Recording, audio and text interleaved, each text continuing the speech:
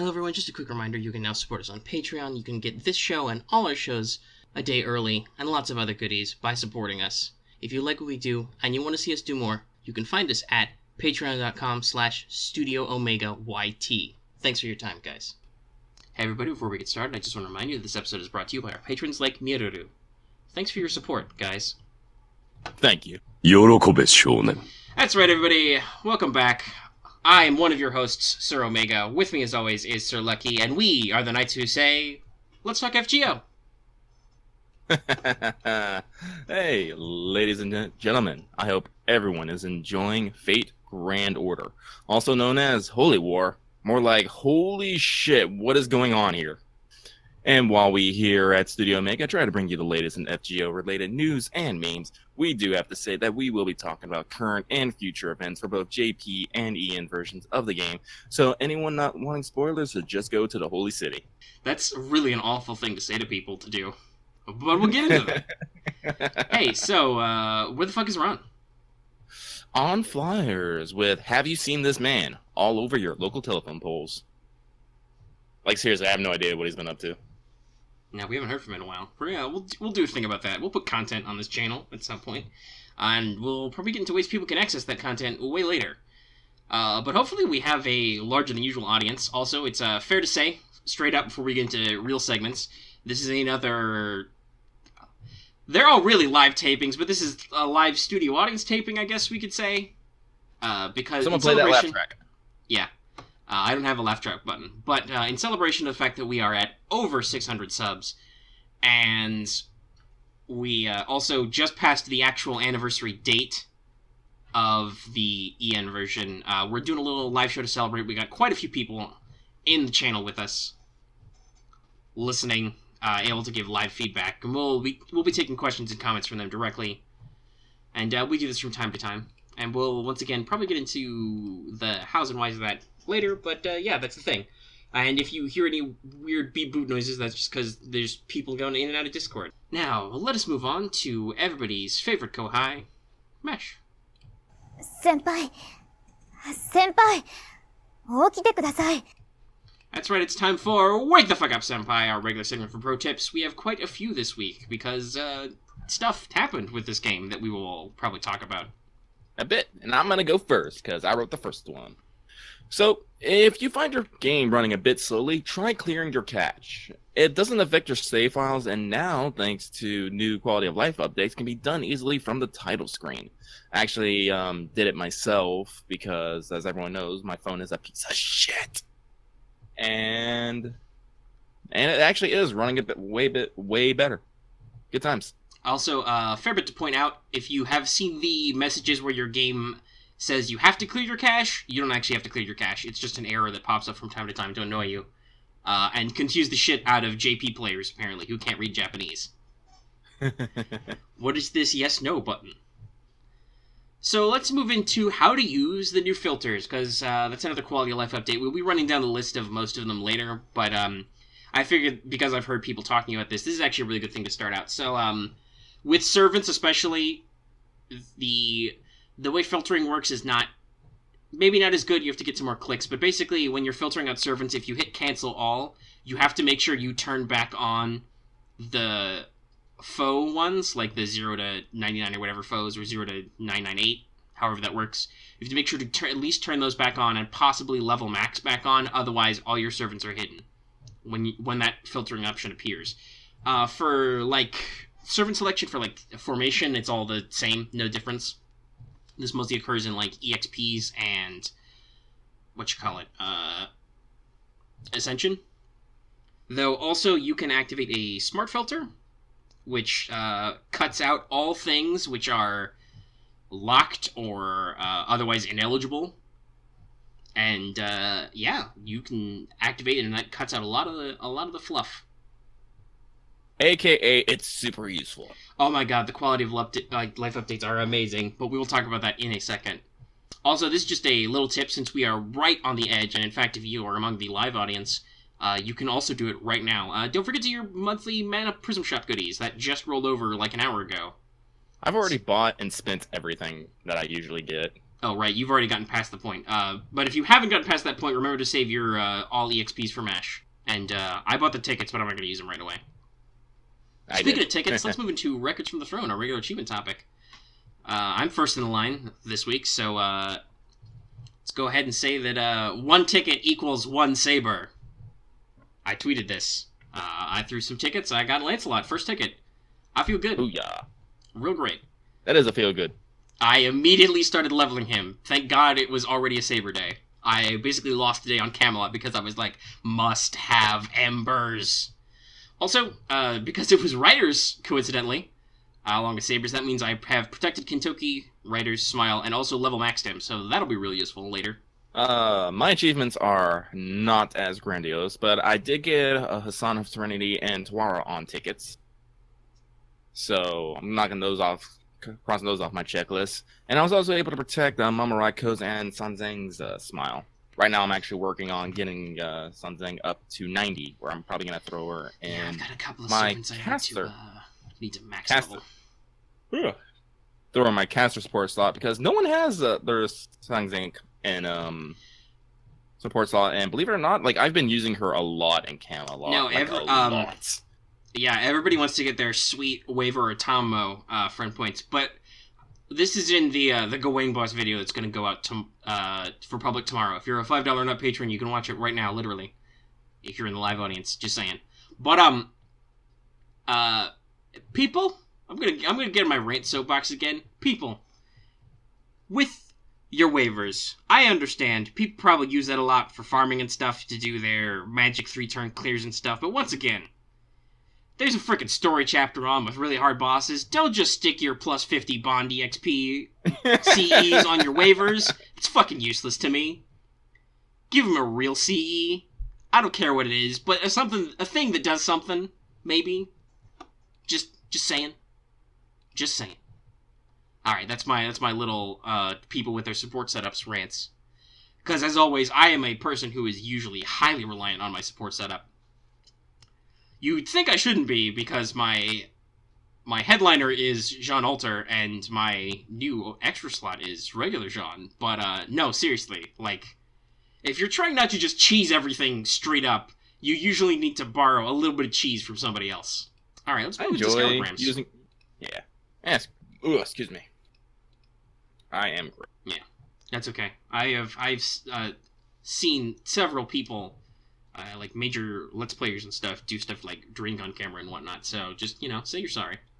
I'm sorry. First bottle of water on a second, because water is important. Yeah, let's do news. And speaking of water, going into our first Scalograms, over in Japan, we're doing a Dead Heat Summer Race rerun, running from 6/27 to 7/13. Yeah, summer events are long, by the way, guys. So watch out for that. But yeah, so that's going on.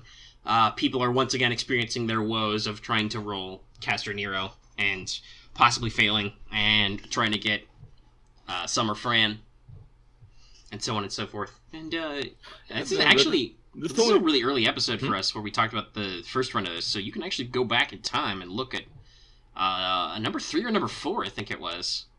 Yeah, expect in a few weeks we're going to be doing our anniversary episode. Yeah. We'll have to double check. We'll probably do another live episode then, because obviously it's a big deal. We've been doing it for a year-ish.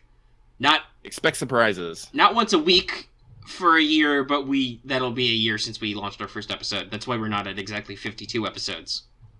Because we tried to do it monthly for a while, but then we were like, no, we need to talk more often. We'll do it twice a month. No, we could do this every week.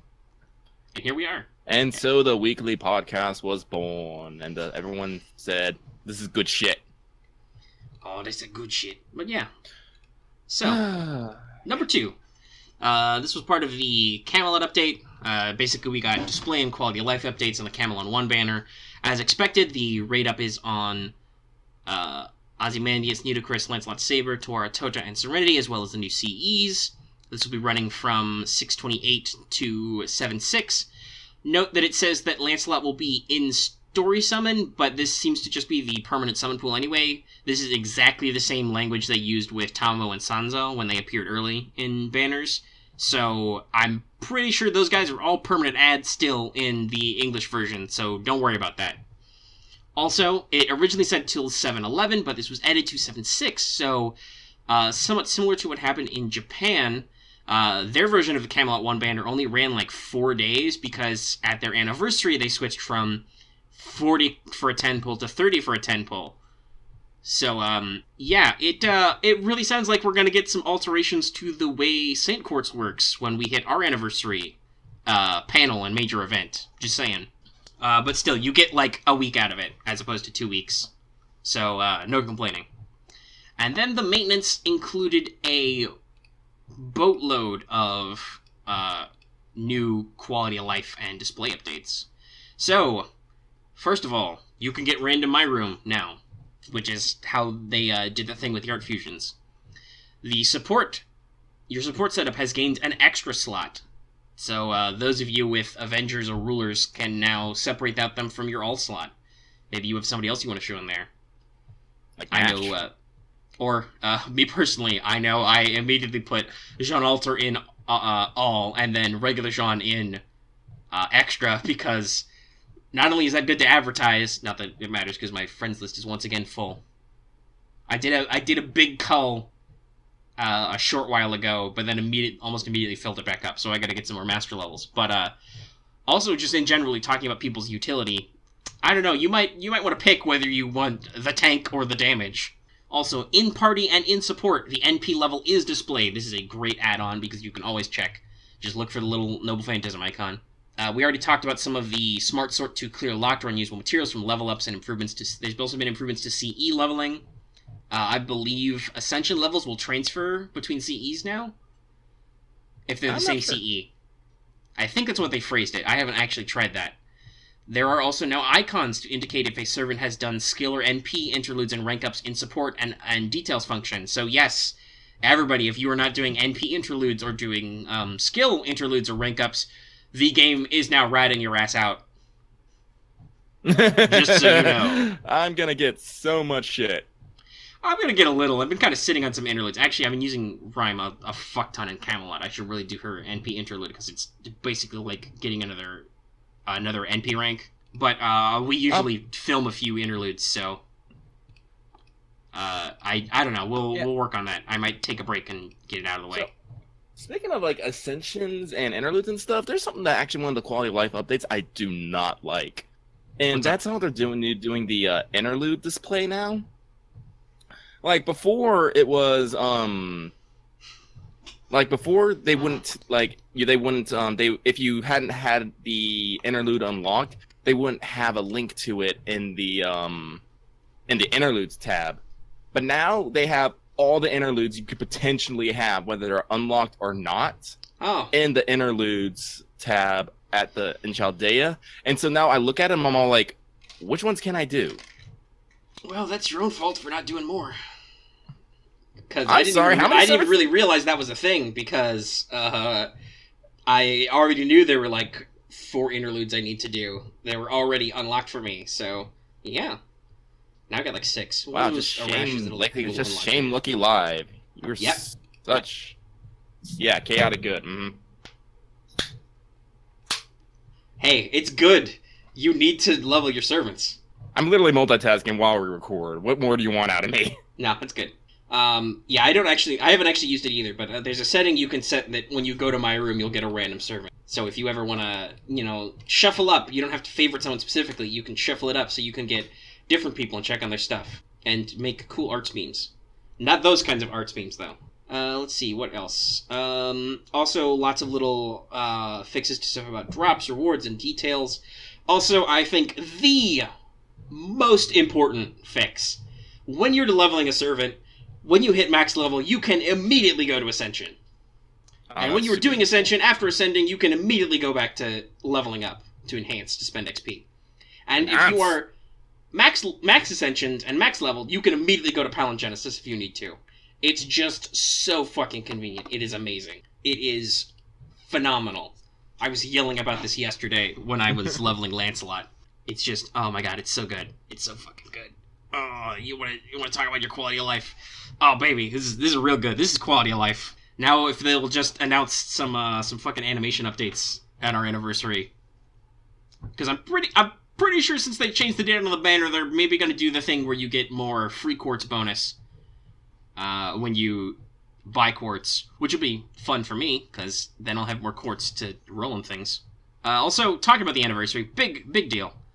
The anniversary celebration panel at AX will be streamed. I said should be streamed, but they've officially said it will be streamed on 7/5 with a big guest list. Let's see. I think I have that tweet hanging around. I'll make sure we can get everybody's names right. Let me just scroll through Twitter. Here it is. Okay, so... Wasn't it the VA? Yeah, the first panel will be from 4:30 p.m. to 5:30 p.m., that's Pacific, I'm sure, because AX is in LA, right? Yep. Yeah. It'll be in the Petrie Hall, LP1, if you're looking for it. July 7th. Wait, July 7th? I thought it was the 5th. Guess I got that date wrong. Anyway, yeah. So, but the guest list will be, assuming their graphics are right, their key guest list will be Ayako Kawasumi, voice actor of Artoria, Satoshi Soroka, the voice actor of Arash, Gilda Reyes, Caligula, Spartacus, etc., and Yosuke Shiokawa, the creative director. And like I said, this will be live streamed, unlike lots of the other ones. See, hearing that makes me really do want to wish I could have gone down. Like, I'm going to be able to make it to SakuraCon next year and give people the details from there, but I think I should try next year. I should try to make it to Anime Expo as well. Make a 2-con a year plan. We'll see. Though we should also point out, friend of the show. We joke that he's our new marketing manager. Mr. Voice of St. Quartz will be at the convention, and he's a panel even. Yeah, he does. Which I'm sure he will talk to people about stuff. All right, let's move on.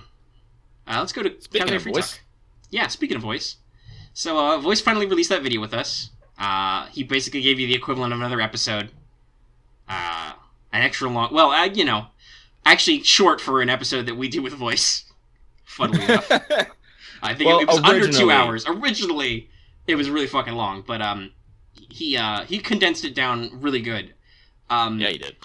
Like, I'll say this. Obviously, he's a friend of the show. We enjoy him a lot. I like his content personally, not just in general.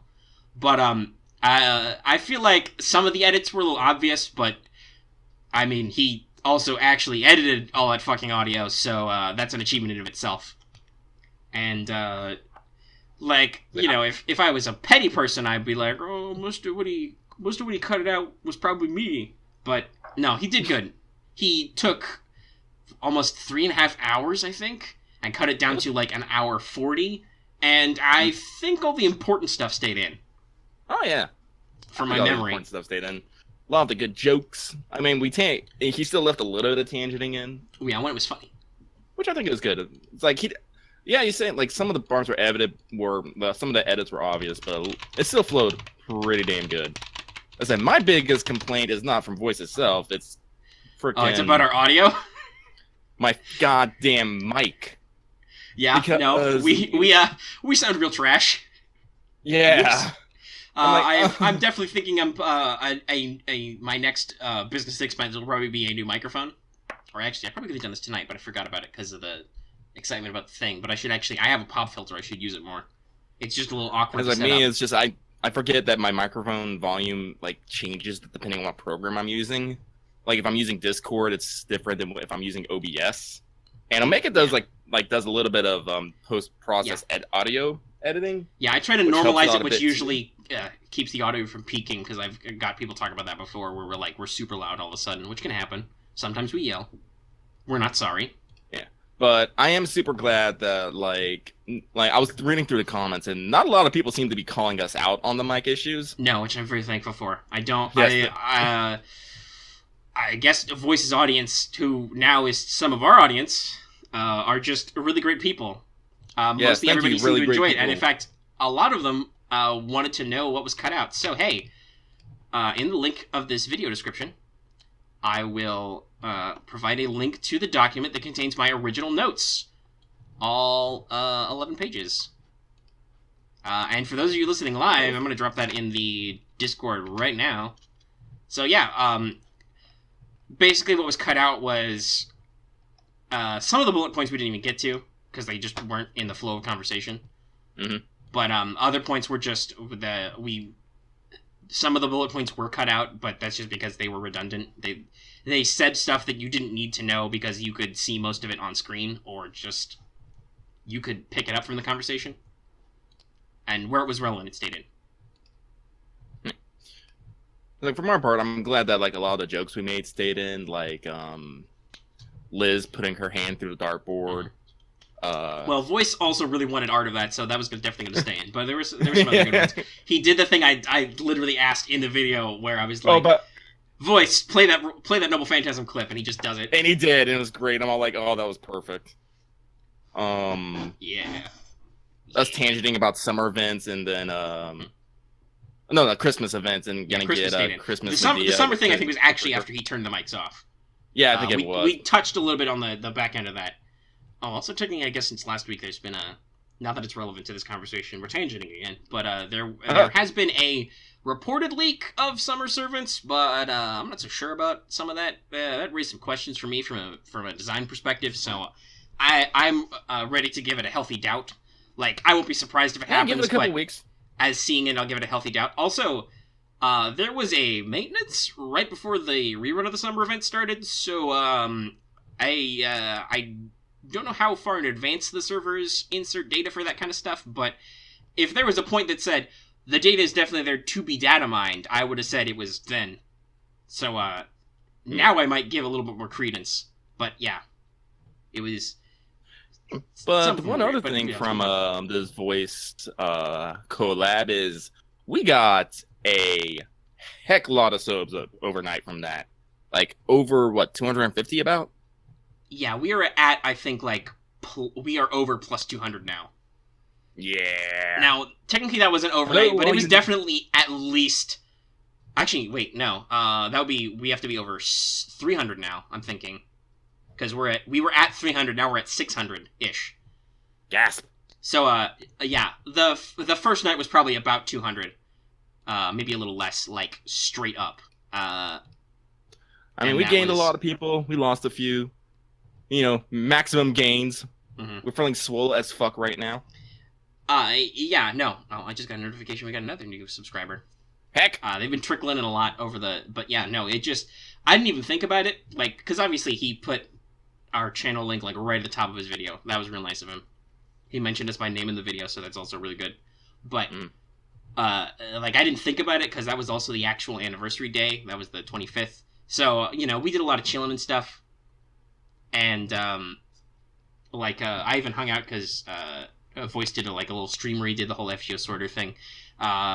If you ever want to know how much of a madman Voice is, watch that. Because he's a fucking lunatic. But that's a discussion for a different time. But so I didn't even think about it, but right after that ended, or at least I had to sub out of it because it was late and I'd been going all day.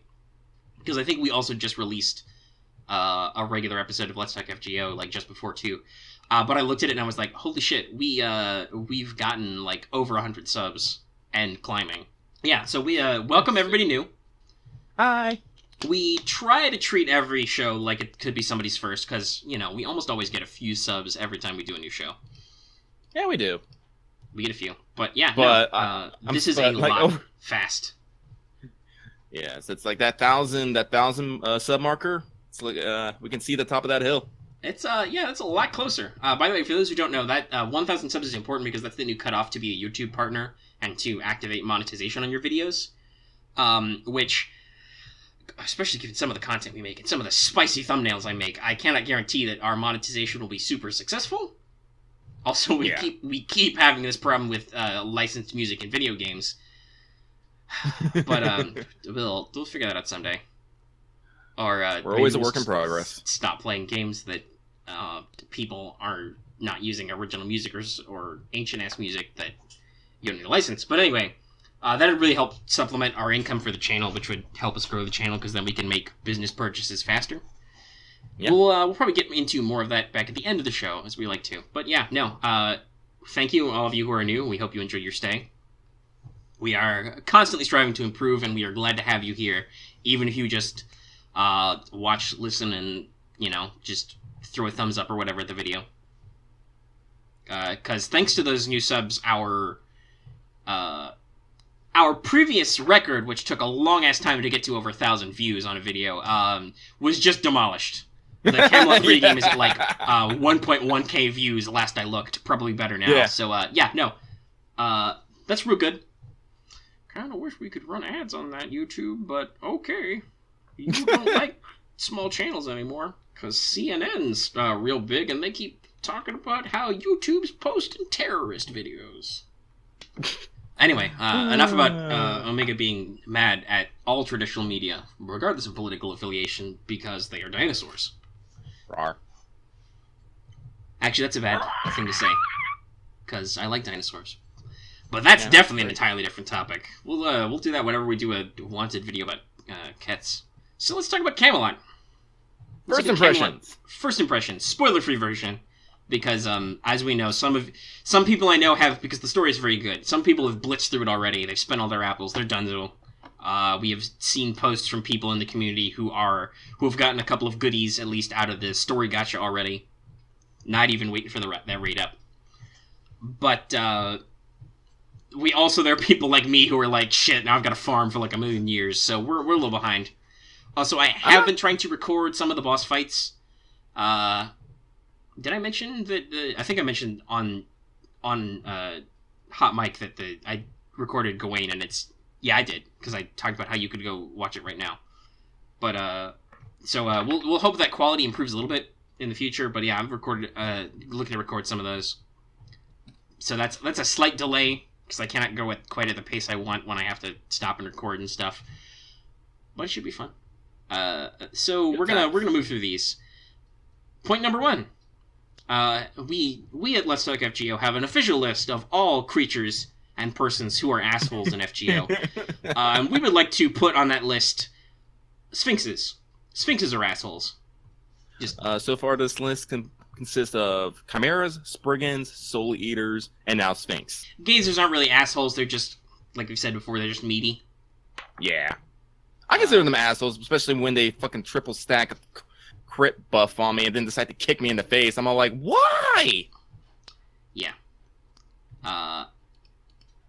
Also, bicorns can be a little annoying, but God forbid, at least me anyway, I've got a couple single target sabers and several AoE sabers who are gold, so we can take that shit out. But yeah, no, Sphinxes are jerks. Bro. Because they get a lot of fucking HP, and they like to poke you a lot. And they don't have AoE attacks, so they can gang up on you. Yes, as somebody has pointed out in the chat, Camelot has redonkulous HP for mobs. Or some of the new mobs. Enforcer Knights, they strong. Oh yeah, they strong boys. But it's so funny. Camelot pivots so fast. Like, even in the same node sometimes, you can go from 10k HP wyverns, which is like nothing. That's, Orleans baby tier stuff, that's the kind of stuff you killed with your Sasaki Kojiros back in the day. To 150, 200k enforcement knights with, some of them have, like, self-defense buffs, and they are just slabs of meat that you have to carve. And it can be a big deal. Next bullet point, Anito is fucking adorable. She is, I want her so bad. She has a blushing story sprite, so that's all you really need to know. But yes, she's just, she's great.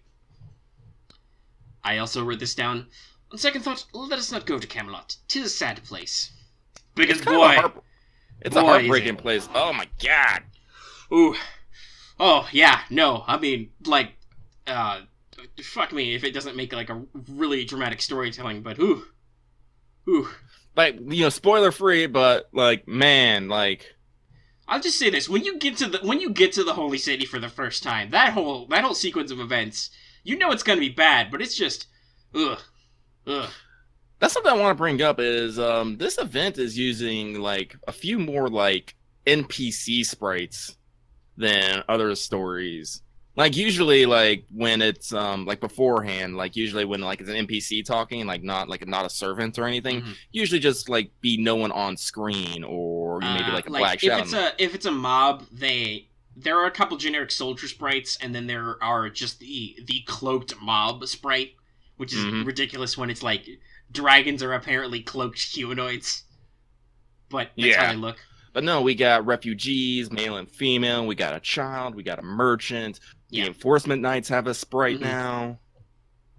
I mean, not a sprite, a portrait, I should say. They have a story sprite for the VN segments. So they have an actual, like, on-screen depiction. They talk. Yeah. And the people you run into talk, so it's very interesting. Yeah. Oh, there's a cloaked mash. Oh, yeah, that's right, because you Lord of the Rings this shit, and you throw in your cloaks. Yeah. So yeah, it's real good. I have not yet gotten to Mash's Ascension, but those sprites should. Oddly enough, it was a great we scene. actually had an interesting discussion. Well, I had an interesting bullet point talking about the actual like composition of her armor. What do you call the various parts that she adds? Which was fun to me. By the way, I think because the question came up in talking about Mash's new butt cape. I think the technical term for that is waist cloak. Or waist cape. A hip cloak is not a cloak for your hips, it's a cloak that goes to your hip. Just in case you were curious. And then, of course... Oh shit, it's Gawain! Oh wait, I have to... So, it was at this point where I discovered that guest servants usually don't work particularly in your favor. Like, I was like, everyone saw that desert everyone came out of? Yeah, that was my desert made entirely of salt. Yeah, you are the just hills of salt. Hills of salt. I mean, we're not neither of us is done yet, right? Yeah, no. Yeah, so there are some more opportunities, and there've been a couple, like you even wrote down that Da Vinci is very prominent in the story early, and guess what? There's new assassin mobs and not new assassin mobs. There's a lot of them, so that's real useful having a high-powered AoE caster.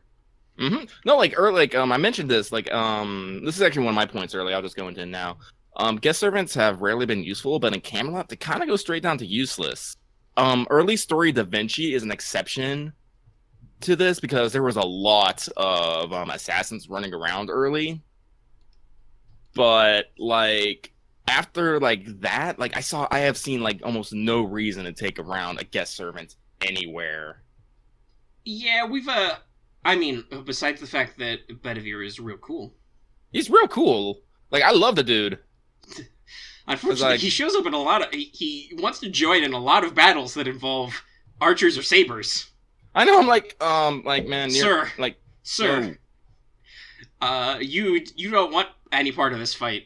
Yeah, a very important thing... Like, in the story beat is literally Gawain shows up and you're like...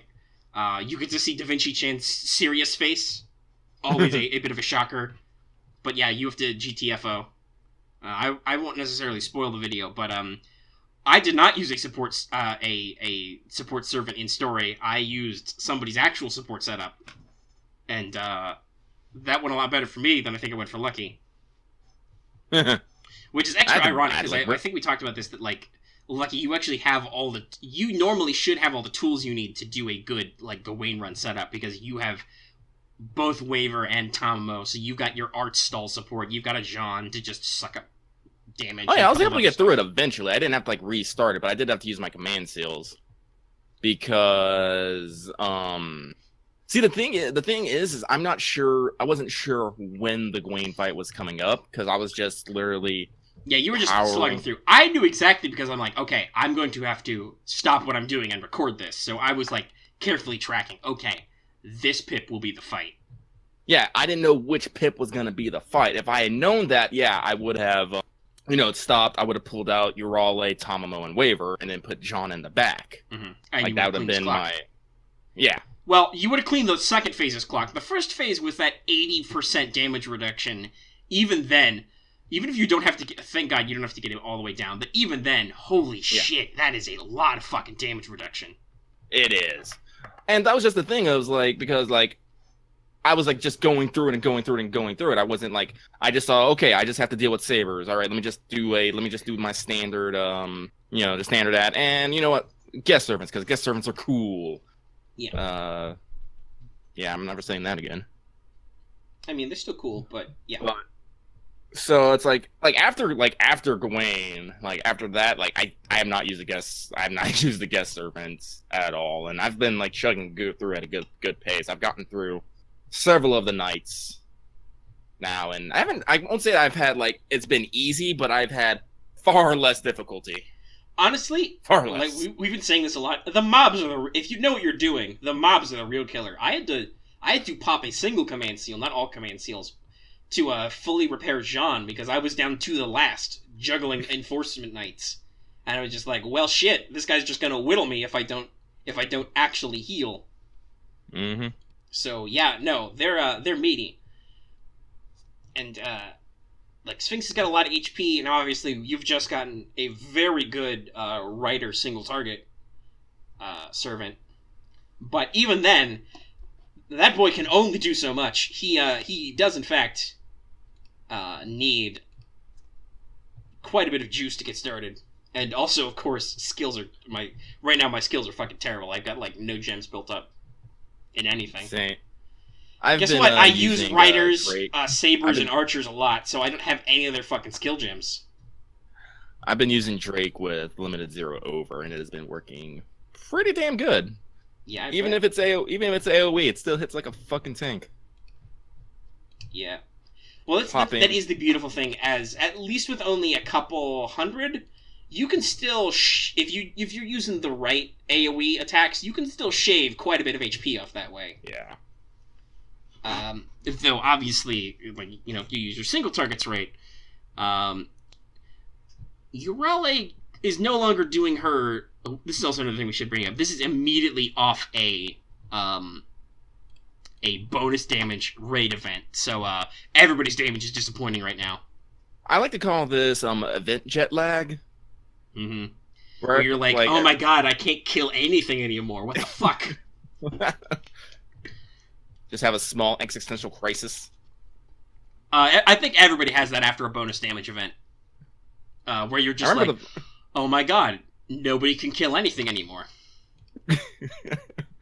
Yeah. Oh, man. But boy, howdy. Yeah, no. Yeah. You really can do respectable couple 100k if she's trying. Mm-hmm. I think most of the single target archers can actually do like that. I've got a couple in backlog, though. I've been really, as always, I really want to level up Billy, but I just haven't had the EXPs lately. I have this giant list of servants I'm trying to get through, and it's only getting bigger every time. Yeah, it's worse. We're gonna, God help us, if they do an actual half AP week, I am going to spend a lot of apples, because guess what? I still have over 90 golden apples. I had over 100 I'm before 40-something. It's this going happened. down because I've been burning them for Camelot because, man, this story. No. Man, this story. I should say we should note that this story chapter is actually written by Nasu. So this is effectively FGO getting serious. They're actually really trying. Yeah, so I'm gonna use this to segue. Yeah. And we were asked about what our thoughts are on other singularities too earlier, so we can roll this in and let's go ahead and. Yeah. So the way I was looking at this is Camelot so far has been taking the best parts of the past few singularities and making them equal more than the sum of their parts. So you kind of have in some parts you have the adventure and whimsy of Okeanos, the mystery and intrigue of London, and the widespread conflict and morality of America. And I say this because, I would say, in each one of those past singularities, that was kind of their focus. And arguably, you can also say, because Orleans is also pretty good. It's obviously, I think and also there's some fatigue that nobody's played it in fucking months anyway. But yeah, what Orleans does best, I think, is the diverse enemy cast used well, and the focus on one or more big enemy servants who are quite prominent, and who you even see from, which this also has in the form of the Lion King. You have a very clear, probable antagonist, and you get to see kind of what they're doing a few times. And so, yeah. Yeah. Orleans, yeah, it's definitely good stuff. But I'm like when I think of widespread conflict, I definitely think America, just because it's literally there's a war going on in France and Orleans, but in America it is like literally two armies clashing, and you're caught in the middle of it, and you're just like, what is happening? And there is definitely a lot of what the fuck is happening going on in Camelot right now. But like I'm just really enjoying this hybridization of like everything they've done because it is really good. Like even the nodes, like you're going back and visiting a lot of the places you've already been, which I think is super great because also, before in a lot of the previous chapters, you just keep going and going and going and going. Also, another thing is some of the nodes icons don't show up the first time. You have to do a couple of quests before it'll actually pop what that location is. You're like they also have temporary nodes too, where like you'll be on your way to the next node, and once you've like done one battle there. I think I wrote this down somewhere. There is a very good sense of time in this. Oh yeah, no, like where'd I put this? Oh yeah, I tip my hat. Because I wrote this. I tip my hat is the mention of time. They seem to more actively mention how long it is taking to get to a place, like usually in a piece of exposition. Like it took a week to get out of the desert. It takes 2 days to get to the village and back. Like you get to the other village in an instant. Thanks, Arash. You also there at one point they say you have been at this village for a week.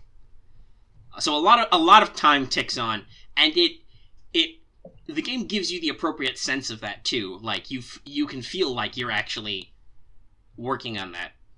Yeah, like I think they tried doing that a bit in America, but they didn't really do a proper scale of it.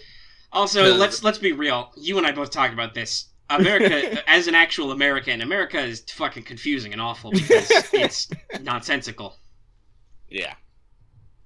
Like I don't know because we don't have any prominent French listeners. But if you ever live in France and play this game, let us know how Orleans is for geography. But otherwise, yeah, no. Everything else is but America, we were definitely like, excuse me, you are like 100 years too early for all this shit in the West. And if you're getting by on just horses, excuse me. Yeah, clearly whoever wrote the America chapter, I don't remember which one that was, but whoever they were, they clearly never played Oregon Trail. Because I fucking It's like did. there should have been a lot more. Remember, cock the wagons and float. But and that's another thing. Dysentery. They actually, now that I think about it, that they addressed in Camelot is how they travel. Because okay, here's a minor spoiler. Because Da Vinci literally builds you a car that you can drive around the desert. The Sphinx Orlanthopper. Because she gets jealous of Ozymandias' construction because he's the king of construction. Which is true, by the way. Check out our wanted video on Ozzy. Ramses the Great built a fuckload of monuments. Many of which are still standing, which I find incredibly ironic that Shelley picked the name Ozymandias for that poem. And later you find out you've been riding horses a lot, or driving in a car. So it's like, yeah, like time and transportation. Actually, also another thing, enemy use of transportation is also important. There is a point, I won't talk about the details, but there is a point where the enemy is on horseback and those horses are lost or disabled, which means they cannot pursue because they cannot traverse the terrain fast enough in heavy armor. Yeah, so it's like it's very real because like another thing is they're talking about like refugees is they're talking about supplies, food, water. At one point you actually get mugged because you have it. It's like they're putting like I really feel like this chapter is really getting like deep into the details of like logistics and supply and stuff, which I think is something really important because apparently you don't spend just like, you know, a few hours or a few days in these singularities. You can spend like months upon months. And that's why they kind of mention that in America, but that's why it's always important to pick a ley line and connect a summoning back to Chaldea, is because that's how you get supplies. Yeah. Like that's something they've been mentioning the entire time, like since like chapter 1, but you never really got a sense for why this is important. It's like except in Camelot, where you have to fucking work for that. You're at like section 5 or 6. Many of these, by the way, are big pip nodes, and even a couple nodes per section, and days of time by the story zone admission before you can set up that summoning circle. You lose communications with the doctor. You have no idea. Like, the only reason you're able to get through the goddamn desert is because you more spoilers. You find Nitocris. What's a light spoiler? This is like super early. If you're playing Camelot at all, which you should be a little. Yeah, that's what I'm saying. Like, I'm saying minor spoiler. You find Nitocris, and you're just like, give us fruit and water. And she's like, all right. Well, specifically, Nitocris is being kidnapped by some assassins, and you bump them on the head, and Da Vinci pokes her until she wakes up. And first she's like, "How dare ye disrespect the great Pharaoh Nitocris this way?" And then you're just like, "Yo, we saved you. Give us food." Later, you meet Ozymandias. These are like, I'm not gonna talk about Ozymandias right now because I still don't know what the fuck's going on. He doesn't seem to have his head on right. Oz is great. Yeah, I love him. And once again, this is not just because I have a giant boner for Ancient Egypt. He's also really fucking great. He is. And after he kicks you out, he's all like, "Here, have some supplies. Now, fuck out. You cannot stay here." But he's great. But then you go back. You finally start making your way to Halo City. You have your supplies, and people are all like, "Give us your shit," and you're like, "No!" And you have to punch people. Well, you leave the desert to enter the burned, scorched wasteland around the Holy City, which is another big what the fuck moment. Because you're like, oh, it's a great and terrible desert full of sandstorms. Oh no, that's just Team Egypt's security measure. That's how that's their equivalent of a white picket fence is the sandstorm filled with sphinxes. And the reason for that is because outside that desert, it's fucking awful. Now, oh god, real talk. I want to take this out. I thought this was a great, this was a great transition. So when you're driving in the Da Vinci Mobile, the Sphinx, whatever, like it's really like a really like lighthearted. Like you are behind a wheel. You can tell Mash like I'm never giving up this wheel or time in for a player sub. Mash talks about going over a big jump. Do a big jump. Like you get attacked and people are like, "How dare they get in the way of our big jump?" You do your big jump and right into Wasteland. You're just all like, "This just made a complete 180 turn in my feels." Also, I'll say this. Before even getting to the story, I know what the craters are.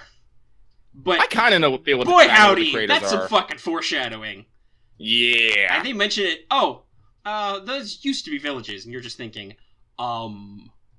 what? Like, they kind of explain what the source is. The villagers talk about it fairly early on. We will go into details. But no, that's like great foreshadowing that, oh yeah, no, there's just some giant craters in the background. Which later you realize what they are, and it's like... Yeah, like, the feels are real.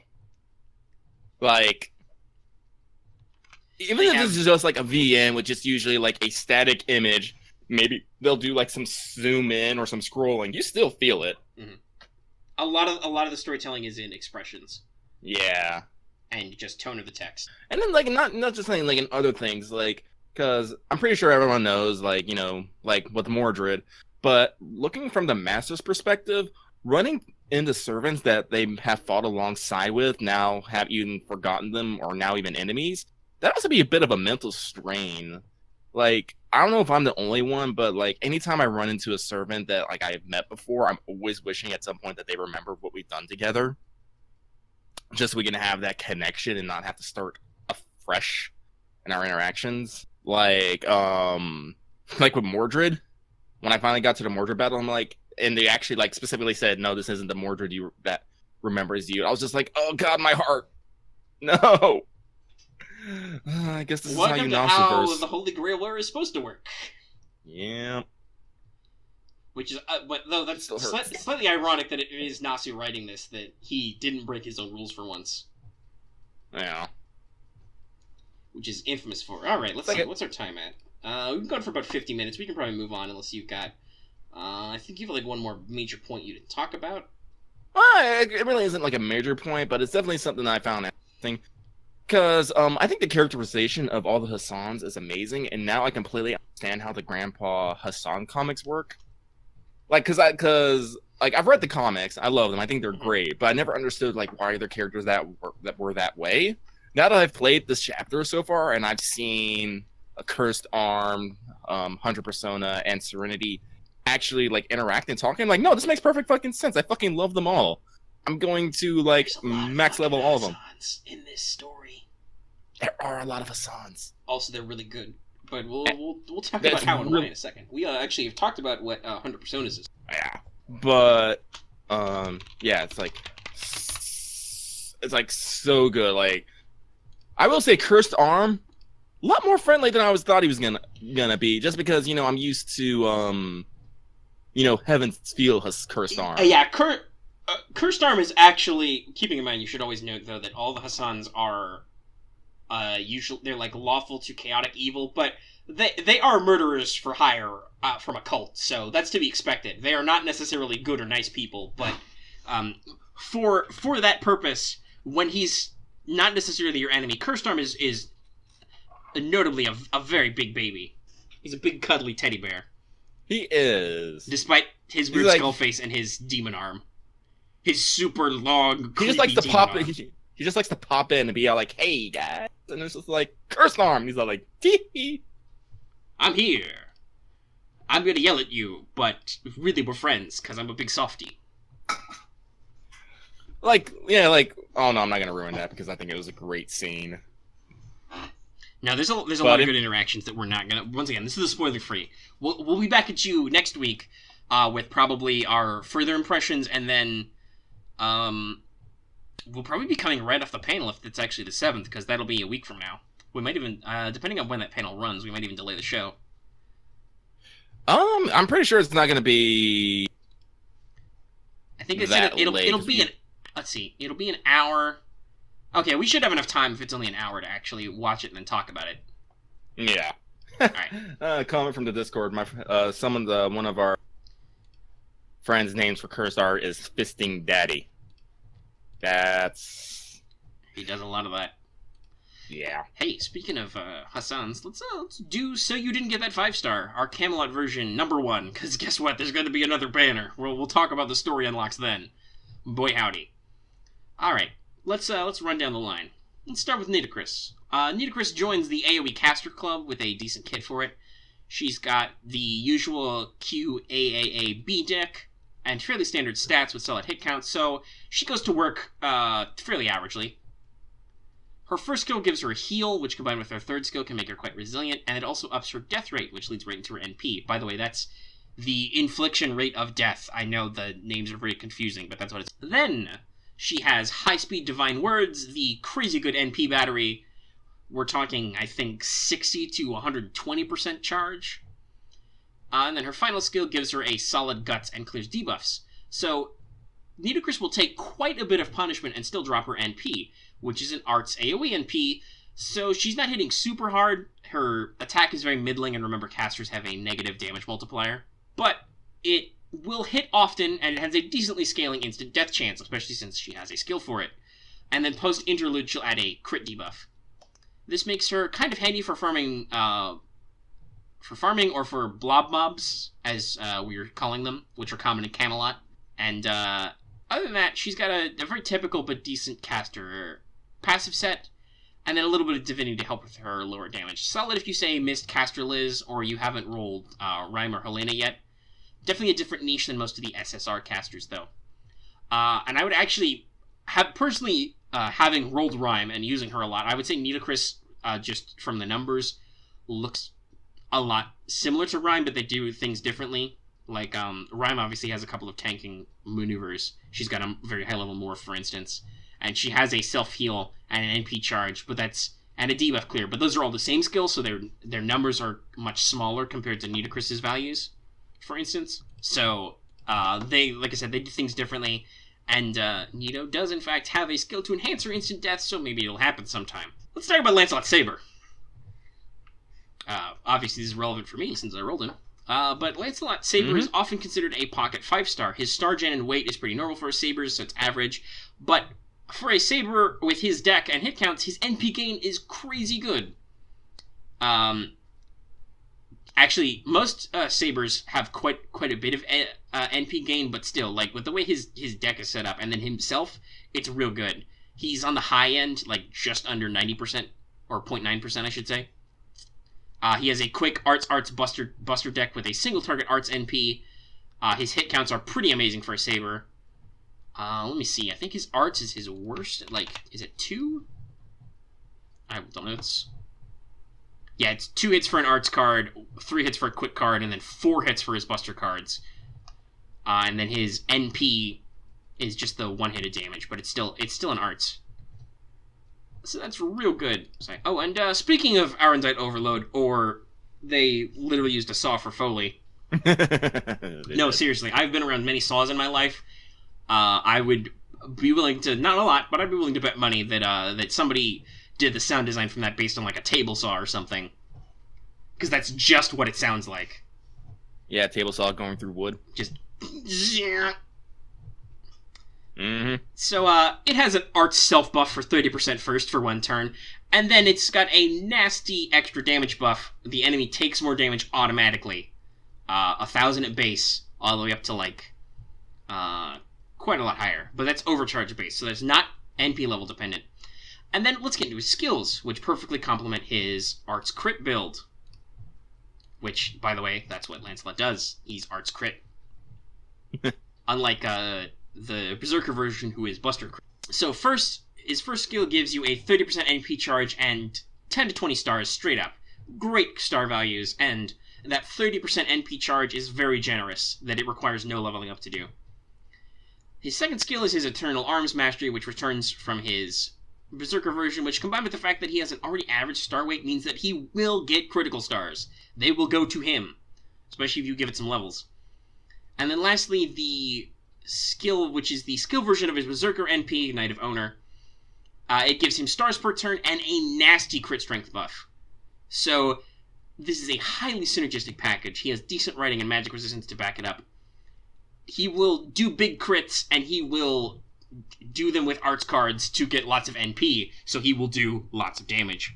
The only real weakness I can find is that he definitely has SR stats, but you can fix that with Grails if you like.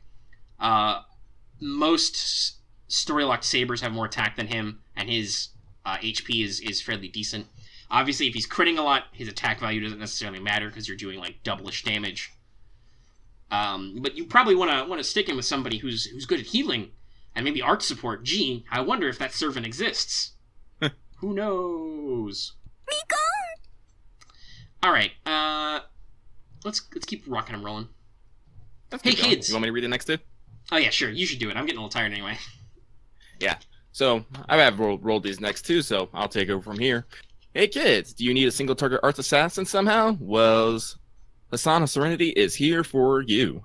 She's rocking a QQAAB deck with rounded hit counts, very good Stargen, and decent MP gain. She also got very good ranks in the Present Concealment and Independent Action Duo. Her first skill has a long cooldown, but it is pure stall. Reduces 1 unit of charge and has a decent crit percent chance down on a single enemy, which can be good since they'll be using her to hunt riders. Her second skill is Throw Daggers, which gives a good amount of crit stars but has a low cooldown, and this will eventually rank up into the Poison Blade, increasing stars gained, poisoning the target, and making them take double damage from poison all on the same cooldown. The last gives her a pretty high debuff and death chance buff for 3 turns, and hey, guess what her MP does? It damages the energy, slaps them with an OK poison for 5 turns, and has a 40% chance to NP and Scale Seal, and the scaling insta-kill chance. And the poison and core damage goes up quite a bit up with an entity later. So she's pretty good at what she does, but you'll probably have to invest in her skills, because as a raw damage dealer, her attack is awful, especially with the 0.9 modifier for assassins. Yeah, so to compare, for 3-star assassins, the only one with a lower attack than her is Hyde, or Jekyll, who obviously doesn't function like an assassin does normally. Also, this is a good question for chat. Hey guys, does poison stack? Can you stack multiple sources of poison? Because if you can, you might. If you can't, you have to be careful about using her skill. But Oh, we're getting a bunch of negatives so far. okay. So then, yes, you definitely want to make sure that you don't use Poison Blade first if you're going to use her NP, because her skill drops poison, but it also increases poison damage.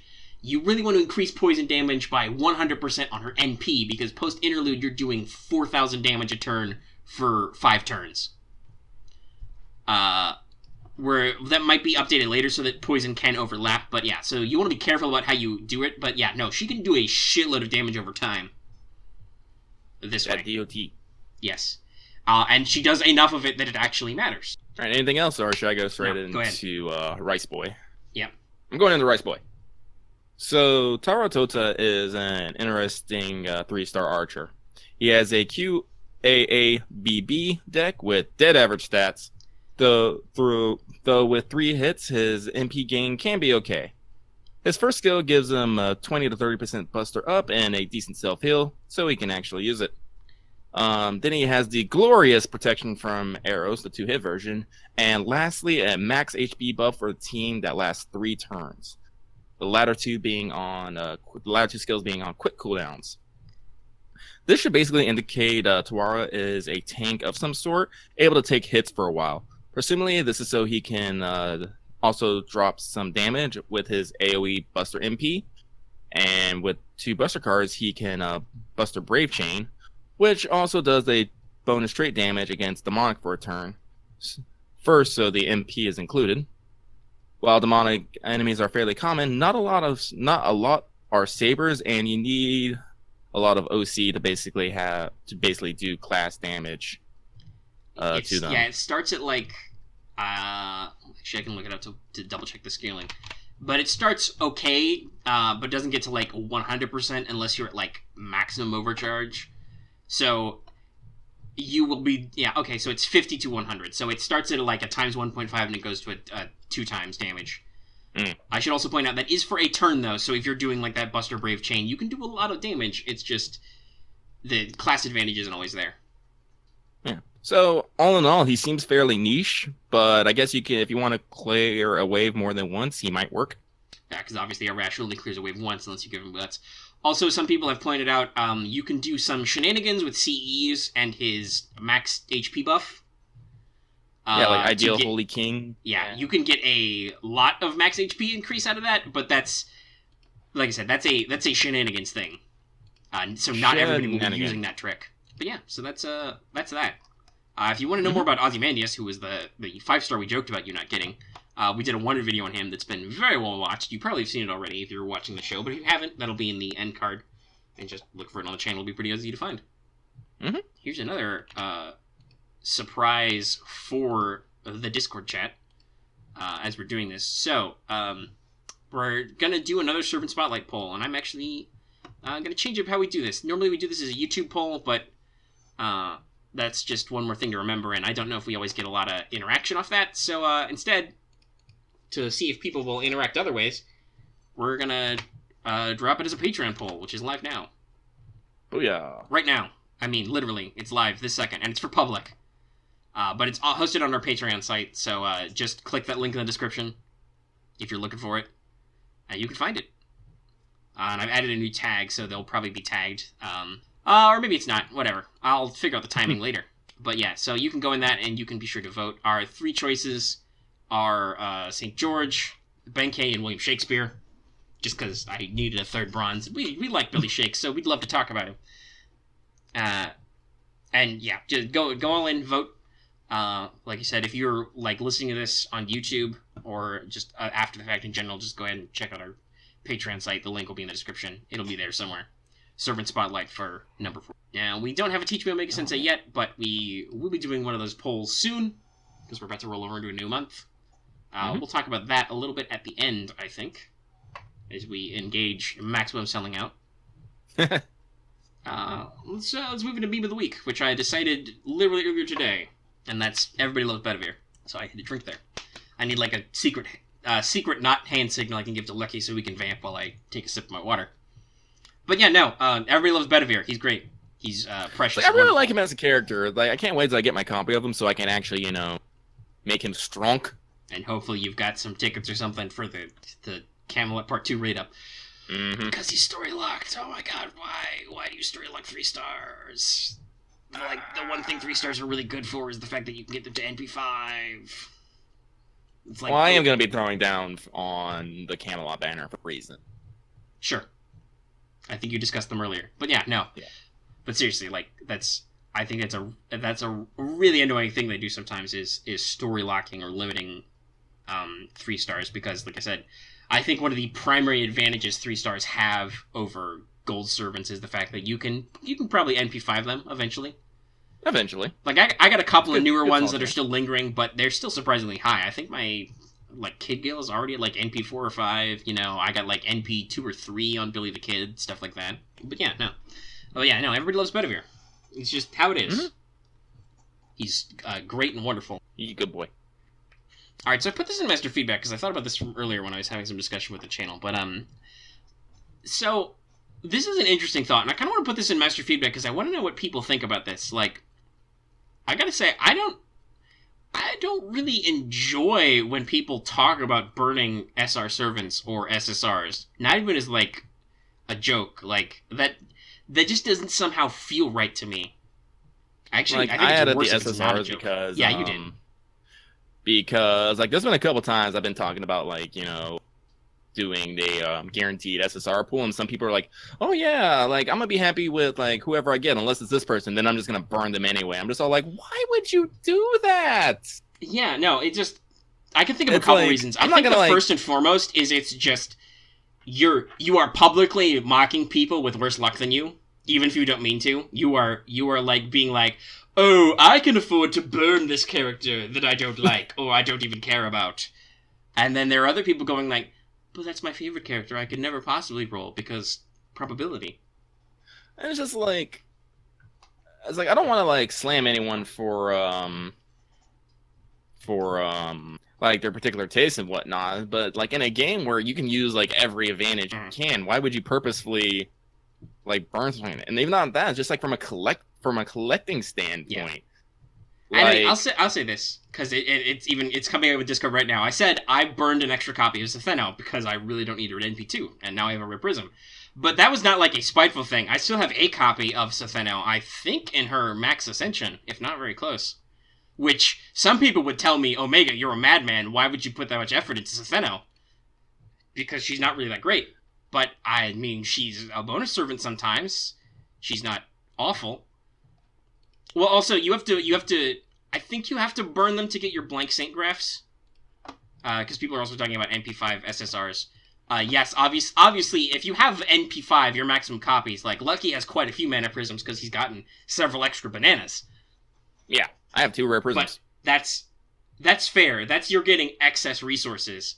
But, like, just the and also we should note, like, sometimes rare prisms the rare prism shop and feature actually seems very effective. It's like a good way to get stuff you could have missed back and so on. So that seems like that'll be a resource that's important later. But yeah, no, in general it's just like, no jokes, no weird, we don't engage in those weird, like, I'll burn a 5-star so I could roll this servant ritual or any of that weird stuff. That just makes me really uncomfortable. Yeah, like, I tell people, like, I got an MP2 Theon. Like, I haven't put anything into him, but I still have him. Like, I'm kind of shocked you went for the NP2, but then again, I don't know, he does have an NP that does damage, so I guess the scaling matters. By the way, if anybody's curious, what Setheno's NP scales is her instant death chance, which, since she doesn't have any skills to support it, is not great. But, like, like, I am furious at that man for, like, spooking me during the Bryn, and, like, I'm like, nope, you'll just sit in the corner. Also, he's awful. But hey, you know what? Your servants can't sit in the corner because you have a fuck ton of second archive space. Like, for servants, what are you storing in there? So when I hear people just like, oh, I don't like the servants, so I'm just going to burn them, I'm just like, why?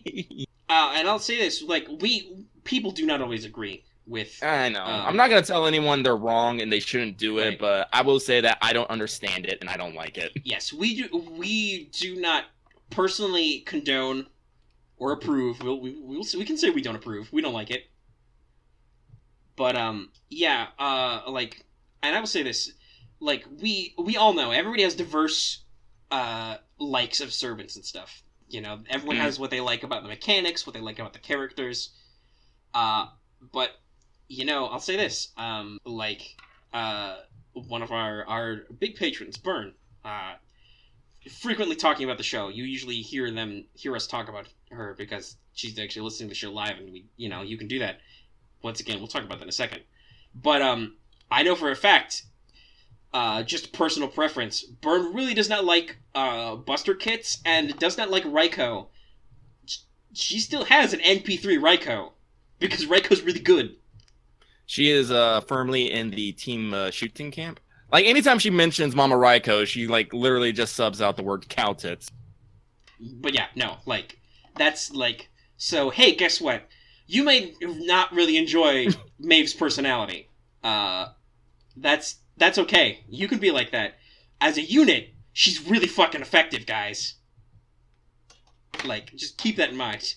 So, like, a lot of servants are good. Voice their banners.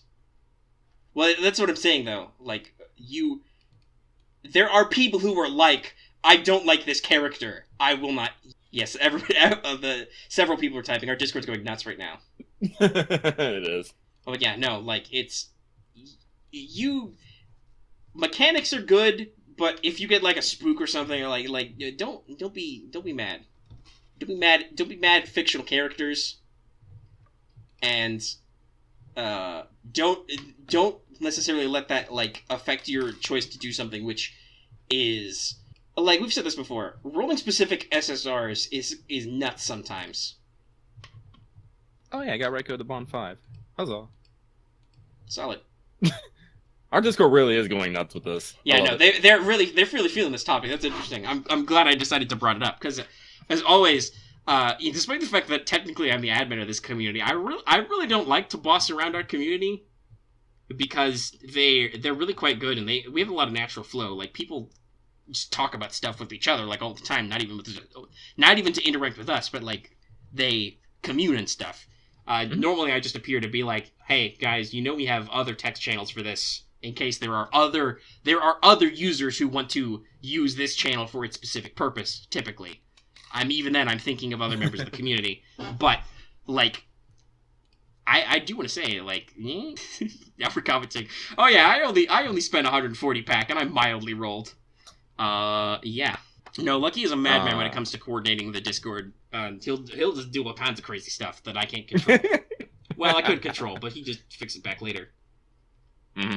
Oh, but yeah, so that was I think an interesting feedback topic. Yeah. And let us know your thoughts.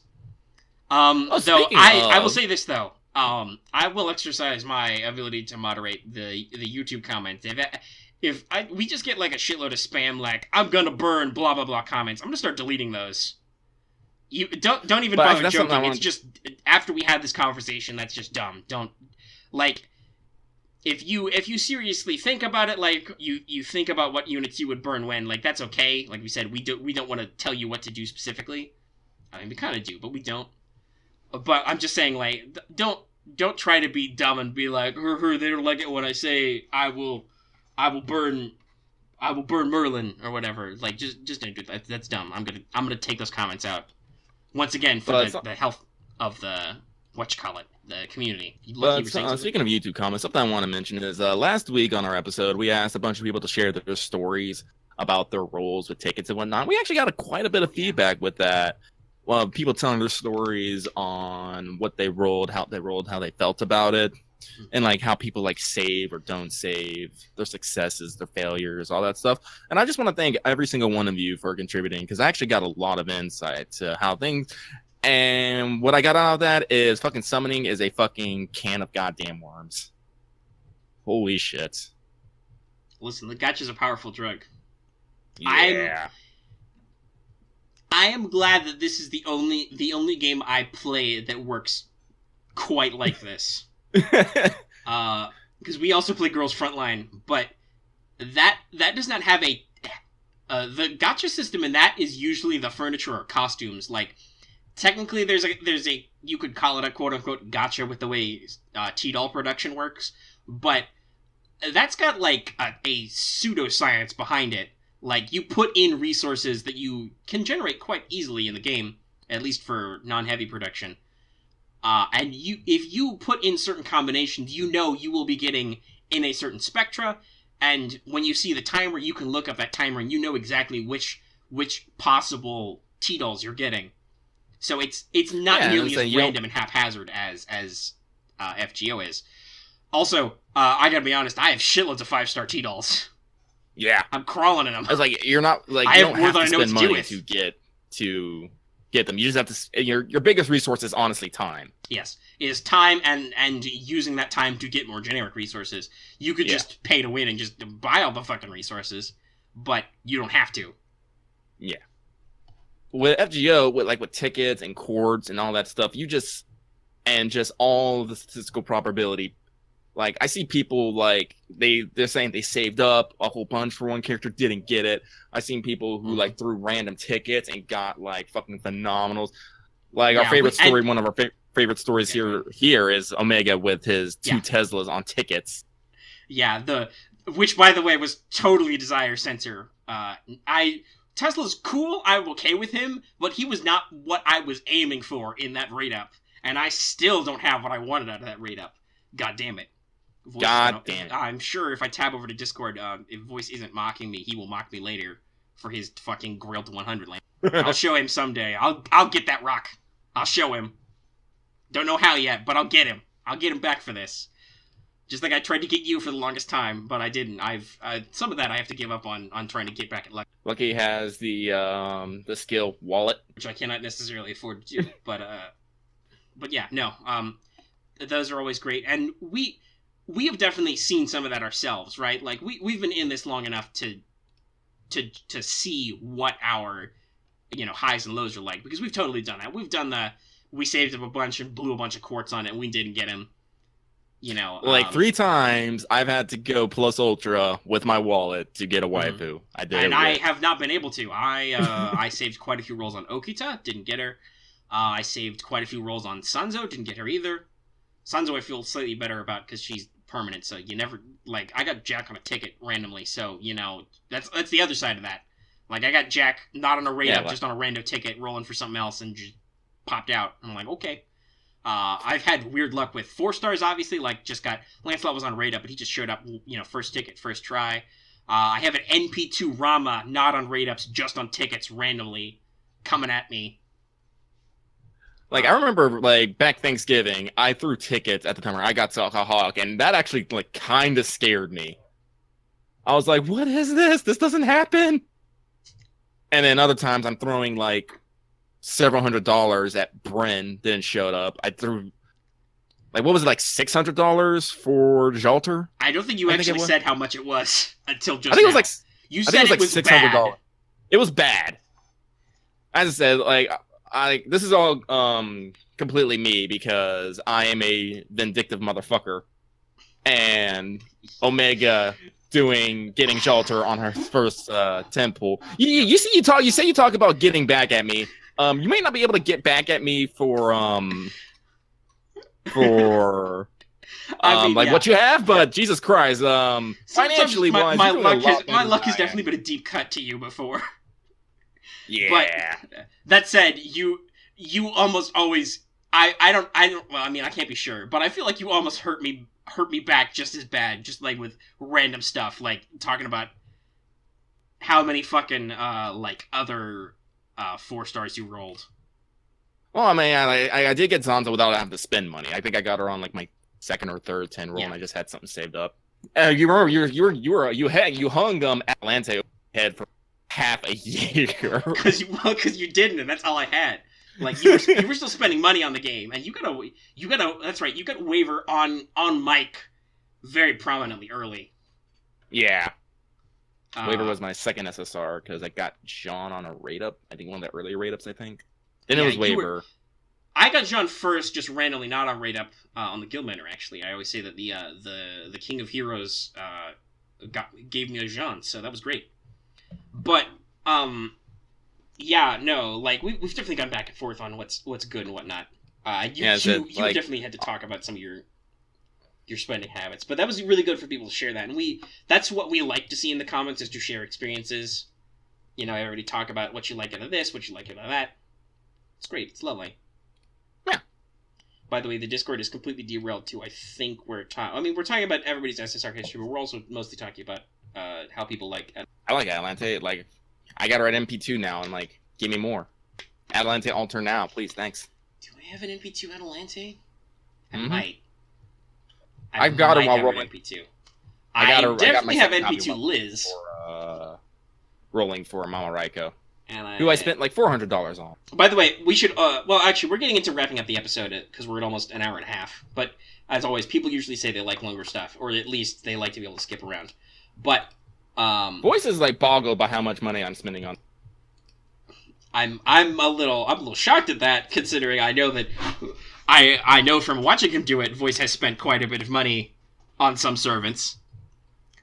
I think it's just because he doesn't like John Alter. But anyway, let's go to our usual Rapperino up. Rapperino. So I will say that if you like this episode, I should say, if you'd like this episode, give it a like. That's a great way to give us feedback, to just let us know you like us. You don't have to say anything to us. You don't have to engage with us at all. Just tap a little thumbs up, and we know, oh, you liked it. We usually get great like-to-dislike ratios. And obviously, we've just said, if you want to leave a comment, go ahead and leave a comment down below. And of course, if you do happen to be new here, don't forget to subscribe to keep track of our videos. Also, don't forget to hit the bell for notifications so you can get alerts right away when we post a public video. So the other great way to support us and keep track of us is to support us on Patreon. So I figure since this is an episode with a lot of new audience, we'll kind of run this down really quick. So at our $1 level, that's our bronze level, you get access to episodes in audio format. You can get the audio downloadable right away after we're done recording. So, like the night it posts, and you can download it. And it's only $1 a month. That's basically a quarter a show. And we'd like to think that if most of you want to be able to access the audio and download it and whatever in your free time, you know, you can cough up a quarter a show. There's a lot of content every month, you know. Our $5 level is our silver tier. Oh, I should also point out you get access to our special Patreon chat on Discord if you support us at any level.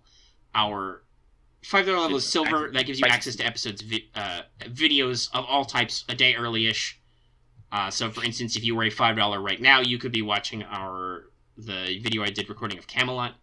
And also, usually I post them in the middle of the night because that's when they're done. But if you were up at first thing in the morning, you could get access to a Let's Talk FGO early. And so on. You can get access to Let's Plays and other videos like Wanted, which are super popular early. You also get access to our monthly topic polls, which are pretty, I think are pretty important because those topics are the stuff that people really like when we do those discussion or exposition topics. So another one of those will be starting soon. Our $10 level is gold level. You get an extra special Discord role that shows off how gold you are. And you can listen to the episodes live normally. Every week, we open it up. Anybody at the $10 and up level can listen to the episode and interact with us live. Also, once we get more of those, we'll probably establish a regular cycle of just live streaming or chatting with those patrons about stuff just randomly whenever, if we can set it up. Also, then we have our $20 level. It's our special whale level. As you heard at the front of the show, that's where we get a special thanks. You get another special Discord title, and just in general, we like you a whole lot as a person. And also, I should say, God bless you, Lucky. I should say this because I say this occasionally. That our patron levels are not necessarily set in stone. We don't necessarily get a lot of feedback on that, but you know, if you feel like you would pay, say, only $3 for what's our $5 tier, if a lot of people said that, we might be willing to change it down because, you know, money is money. And what we use this for is we use this to build up. Burns talking about defrauding our Patreon poll because they want George to win.